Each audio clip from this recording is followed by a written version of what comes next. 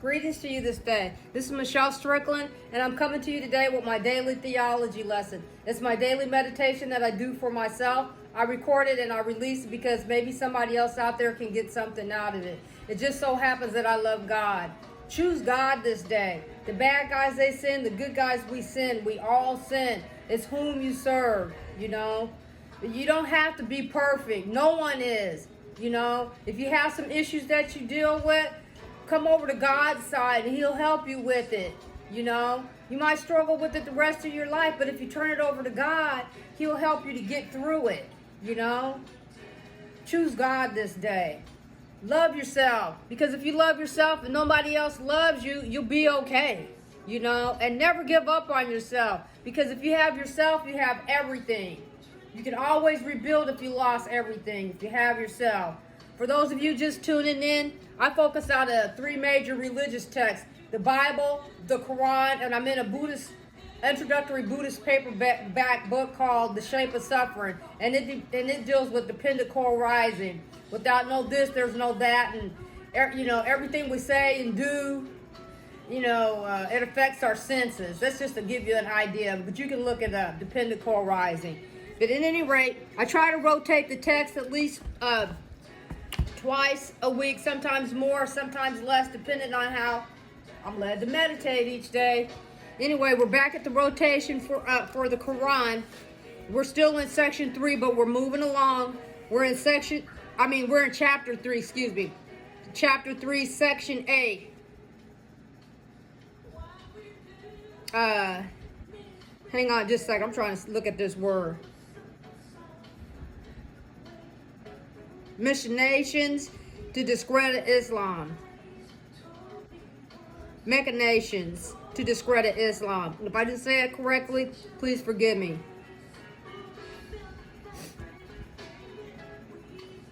It'll be verse 71 through 79. And a party of people of the book say, avow belief in that which has been revealed to those who believe in the first part of the day, and disbelieve in the latter part of it. Perhaps they may turn back. And believe not in him who follows your religion. Say true guidance, Allah's guidance, is that one may be given the like of what you were given, or that would prevail on you in argument before your Lord. Say grace is surely in Allah's hand. He gives it to whom He pleases, and Allah is ample giving, knowing. He specially chooses His mercy whom He pleases, and Allah is Lord of mighty grace. And among the people of the book there is he who, if thou entrust him with a heap of wealth, would pay it back to thee. And among them is he who, if thou entrust him with the dinar, would not pay it back to thee, unless thou kept on demanding it. This is because they say there is no blame on us in the matter of the unlearned people, and they forget a lie against Allah while they knew. Yea, whoever fulfills his promise and keeps his duty, then Allah surely loves the dutiful. I try to be dutiful to God. I do. Excuse me a minute. Sorry about that. I'm not perfect, but I try to be on God's team. I do. Those who take a small price for the covenant of Allah and their own oaths, they have no portion in the hereafter, and Allah will not speak to them, nor will He look upon them on the day of resurrection, nor will He purify them, and for them is a painful chastisement. And there is certain a party of them who lie about the book, that ye may consider it to be a part of the book while it is not a part of the book. And they say, it is from Allah while it is not from Allah.